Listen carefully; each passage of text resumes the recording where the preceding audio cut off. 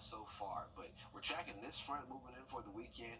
Could see a low severe threat accompanying it as well. We'll talk more about that in the full forecast coming up. All right, thanks, Mikhail. An urgent call to the community. The Richmond County Sheriff's Office says there is a deputy shortage, and your help is needed to keep the community safe. With that, the agency just released a crime report for the Sheriff Brantley first 130 days in office, showing a 25% overall decrease in crimes from January through May 10th of this year. Your Kennedy Payne joins us live from the Richmond County Sheriff's Office. And Kennedy, despite the numbers decreasing, the Sheriff's Office still needs the community's help. Yeah, absolutely they do. There's actually a deputy shortage nationwide, and communities big and small are feeling the impacts, including us right here at home. We spoke with Mark Chesting. He's in charge of recruiting for the Richmond County Sheriff's Office. He said staffing-wise, they're in a better spot than they were last year, and having a new administration has played a large role in this. But he says during COVID, that's when they really started to see a dent in staffing, and since then, it's been hard to recover. But despite not having as many deputies as they'd like, crime rates are still down compared to last year. And Lieutenant Chesting says to continue reducing crime, the new administration is implementing new ideas and strategies, and that requires more hands on deck.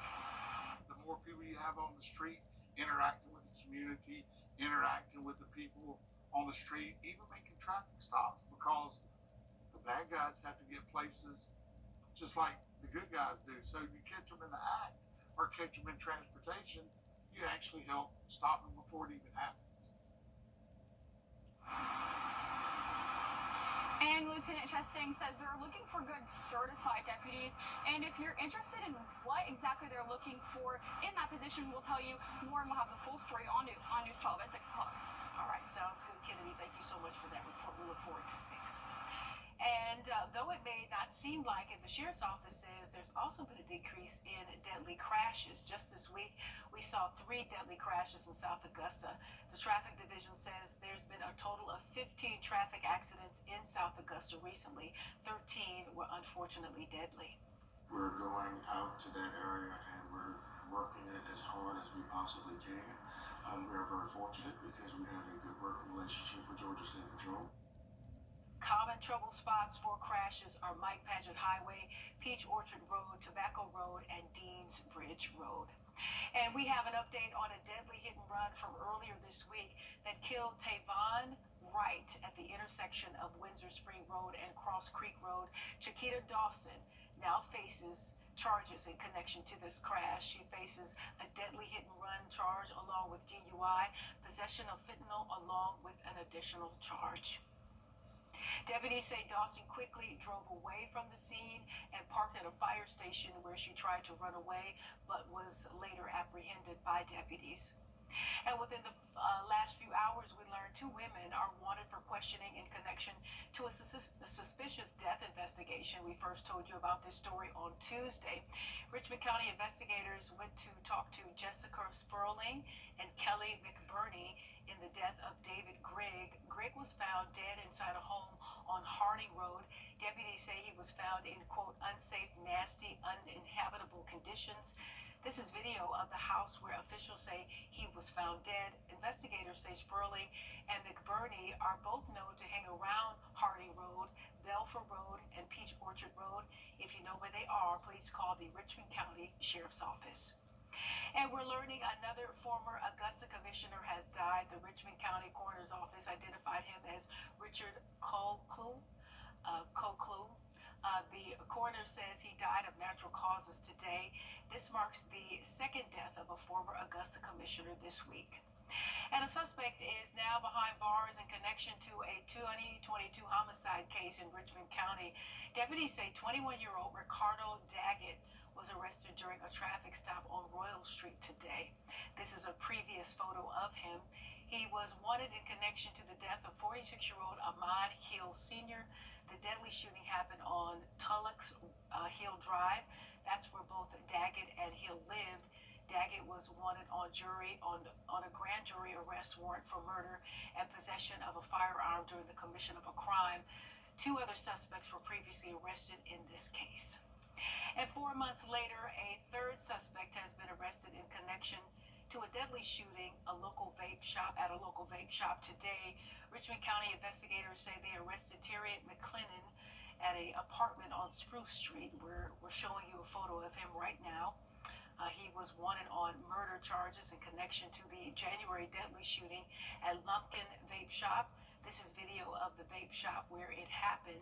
29-year-old Abdallah Robiha was killed in the shooting. Officials say McClennan is charged with malice murder, 3 counts of felony murder, along with other charges. The other suspects have already been arrested in connection to the incident.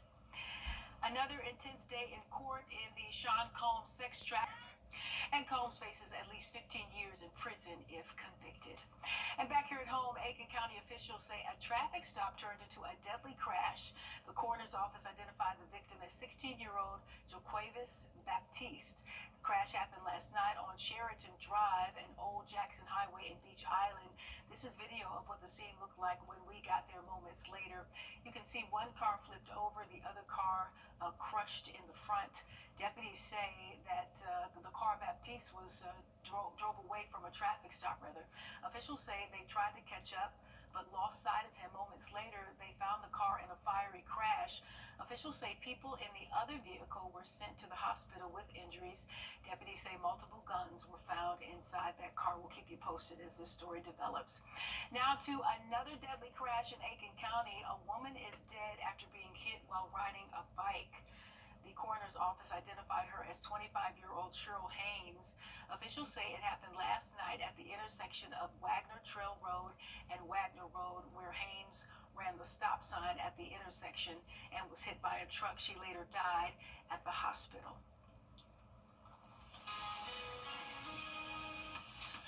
We are tracking the potential for some storms this weekend. It's a low threat, and also looking at the heat staying elevated. We'll talk about it coming up. Garden mats eliminate families soon. Well, one morning, me and my wife were headed to work. Bus came out right in front of us, and then I woke up hours later in the emergency room. I was worried about the health and well-being of my wife. My son contacted Austin Jackson. They took all the pressure off. They said they will handle everything, and when they meant everything, they meant everything. I would recommend Austin Jackson Law Firm, because they relieve you from all the pressure. Get Austin Jackson, the Augusta guy. Why call advanced air technology?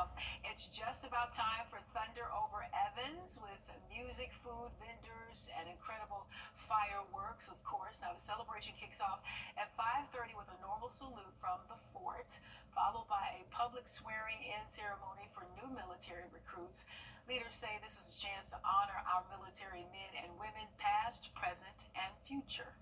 come together every Armed Forces Day and do our local, and it's now become kind of regional celebration of our troops who serve.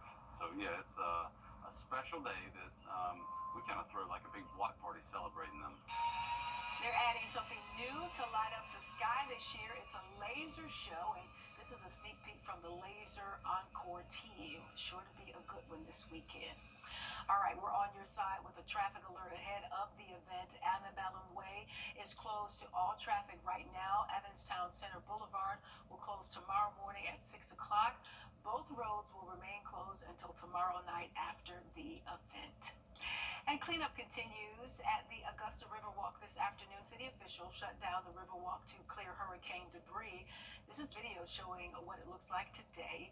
Officials say initial debris removal was completed shortly after the hurricane, but large debris like tree stumps and root balls were still there.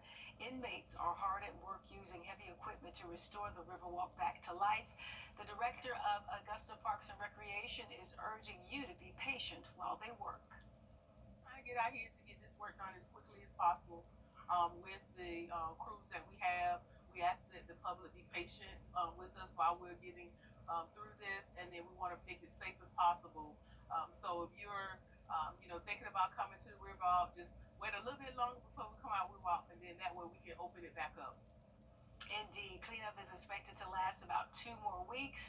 So you can expect the Riverwalk to open on the 27th. In the meantime, the Saturday market will still operate at its normal time and location. I'm sure folks are happy to hear about that. We'll be right back. People often ask me to shower or storm. Thank you so much, Mikhail. The sky is the limit for one local Davidson Fine Arts graduating senior. Amari Robinson will walk across the stage as valedictorian. And although the school has a focus on fine arts, Robinson has a passion for science and research. Amongst his many achievements are his perfect ACT score and a research publication in the National Institute of Health. Robinson is setting a great example for his younger siblings, but he says he doesn't let his accomplishments define him. But in terms of accomplishments, I honestly try my best not to bring it up to them too much because it almost sets an expectation. And at the end of the day, to me, they're still little girls, even if they are, kind of teenagers now, which I'm having trouble accepting myself. And I don't want them to think that they have some kind of standard that they have to reach. I don't want them to think that they're lesser or greater for accomplishments, because at the end of the day, they're not what make you. Okay, Robinson has secured a total of 4 scholarships to the California Institute of Technology. One of those grants is a full ride. He starts college this fall. A huge congrats to him, and we wish him the best on all of his future endeavors.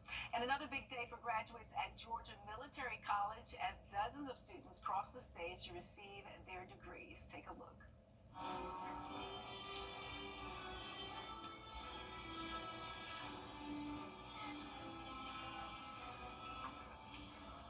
Very nice. The director at GMC Augusta shared a message for those graduates as they start their new careers.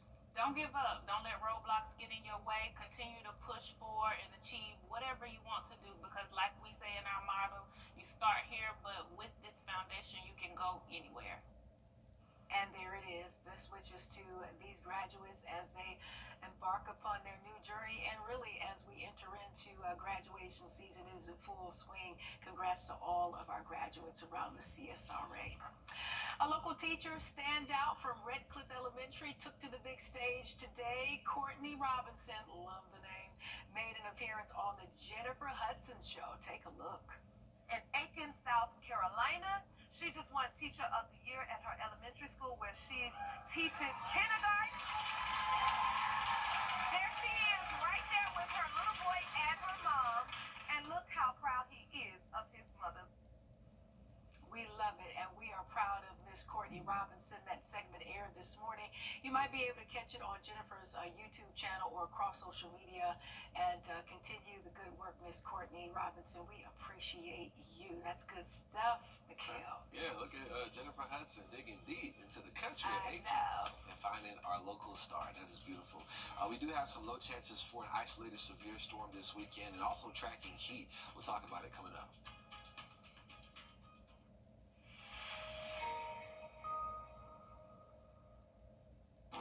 This is him.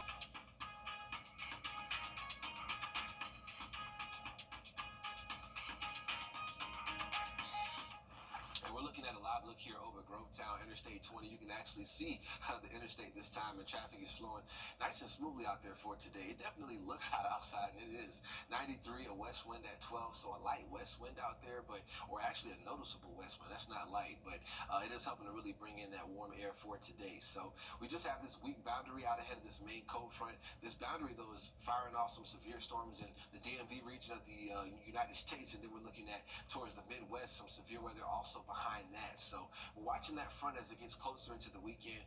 Could provide us with a low chance for severe weather ourselves, but today we're nice and dry, just noticing some of those high clouds passing over throughout the day. So without those clouds, we could have got a little bit hotter, but we're in the mid-90s, and we'll continue to stay in the 90s through at least 6, 7 p.m. tonight. So a very hot evening turning into a warm night with temperatures in the 80s as we're approaching sunset. So definitely not going to be a cool night by any stretch of the imagination. We're looking at temperatures near 70 for the wake up tomorrow, so get ready for that. As far as the heat index, though, getting into your Saturday here, we are looking at temperatures moving towards the upper 90s for the heat index tomorrow, and then for the weekend, just keeping that low chance for a stray shower or a storm out there. So Armed Forces Day tomorrow, hoping to keep it nice and dry for the veterans out there and all of our active duty military members trying to enjoy their weekend. Indeed. Thank you so much, Mikhail, and thank you for joining us. We appreciate you. Have a good afternoon. We'll see you soon. Severe weather season is here, but you're good. You get the First Alert with forecasts where you live. WRDW First Alert weather on your side. Here at the Edgefield